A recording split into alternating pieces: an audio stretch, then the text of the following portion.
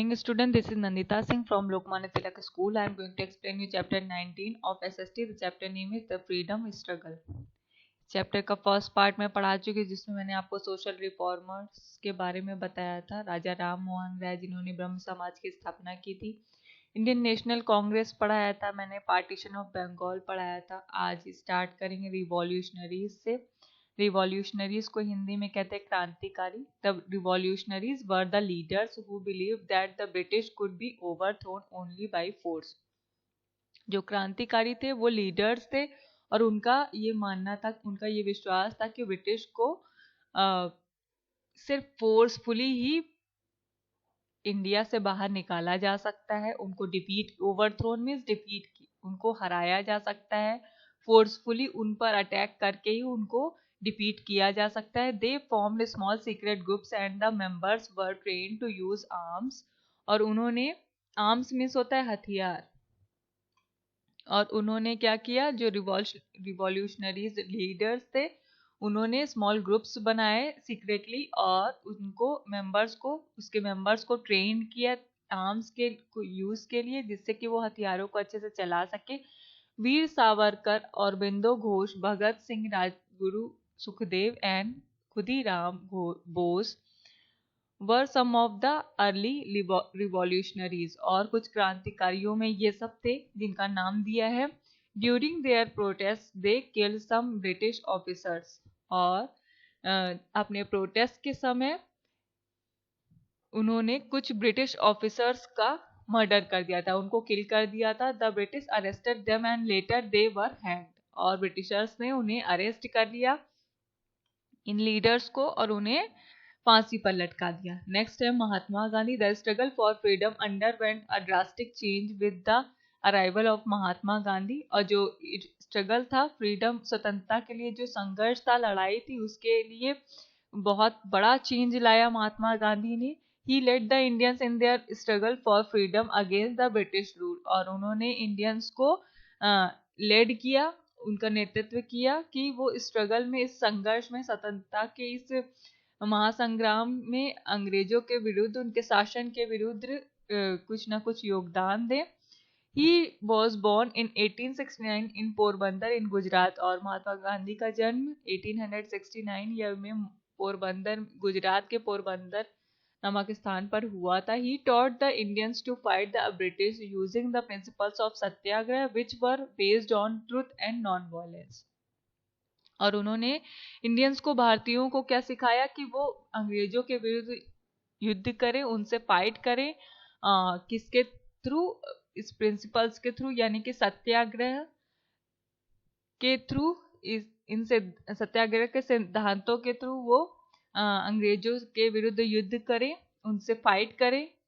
जो कि सत्याग्रह क्या था, किस बेस पर था?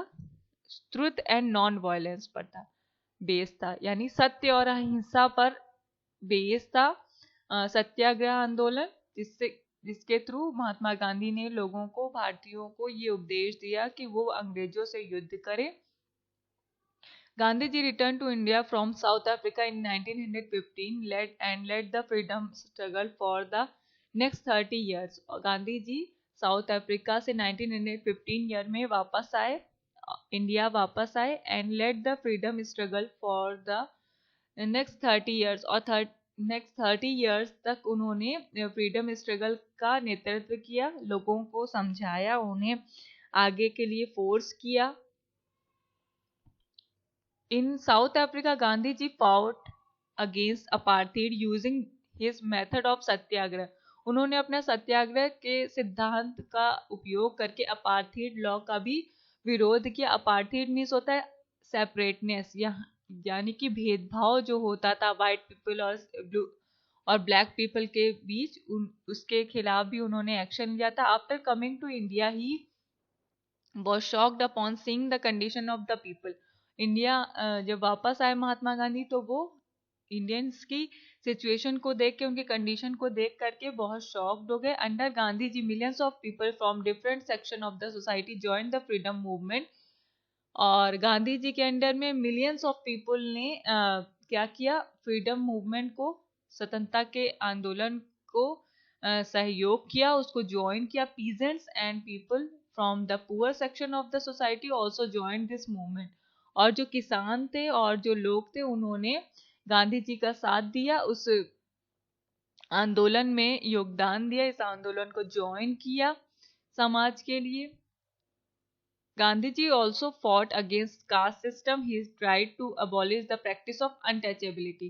गांधी जी ने कास्ट सिस्टम यानी जातिवाद पर भी के विरुद्ध भी विरोध किया था उन्होंने, और उन्होंने कोशिश किया कि अनटचेबिलिटी मीन्स छुआछूत की जो रीत रिवाज है उसका वो विरोध कर सके, उसको खत्म कर सके. जलियांवाला बाग मैसेकर, जिसे हम जलियांवाला बाग हत्याकांड भी कहते हैं. In 1919 the British introduce the Rowlatt act.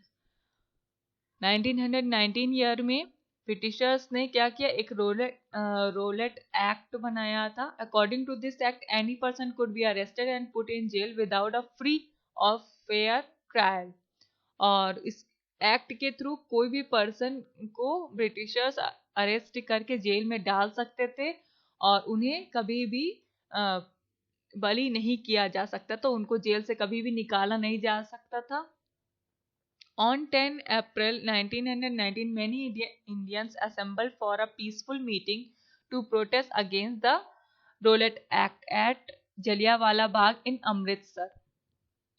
और क्या हुआ कि 10 अप्रैल 1919 में बहुत सारे इंडियंस असेंबल्ड हुए, एक साथ हुए पीसफुल मीटिंग के लिए कि वो जलियांवाला बाग में अमृतसर नामक जगह पर उन्होंने रोलेट एक्ट का विरोध करने के लिए एक मीटिंग में वो शामिल हुए सारे इंडियंस.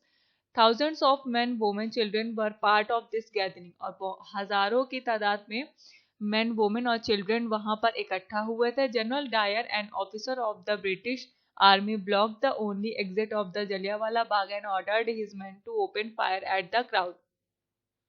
जनरल डायर जो कि ब्रिटिश ऑफिसर था, ब्रिटिश आर्मी का एक ऑफिसर था, उन्होंने क्या किया कि जो एग्जिट था जलियांवाला बाग का, जो एग्जिट था जहां पर लोग इकट्ठा थे, उस एग्जिट को बंद करने को ऑर्डर कर दिया और अपने लोगों को ऑर्डर किया कि वो सारी भीड़ पर आग डाले.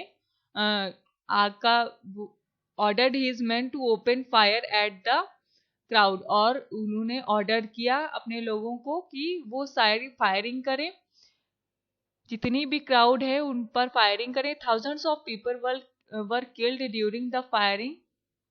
This incident left the entire nation shocked. और हजारों की तादाद में जो भी वहां बच्चे थे, मेन और वुमेन थे, उन सबको मार दिया गया, फायर करके उनको गोलियों से मार दिया गया. और ये इंसिडेंट पूरे नेशन में शॉकफुल रहा. नेक्स्ट है आपका Khilafat movement. The first world war broke out between a few European countries in 1914. 1914 year में फर्स्ट वर्ल्ड वॉर हुआ था कुछ यूरोपियन कंट्रीज के बीच. When the war ended in 1919, the countries who lost the war were forced by the winning countries to sign a treaty.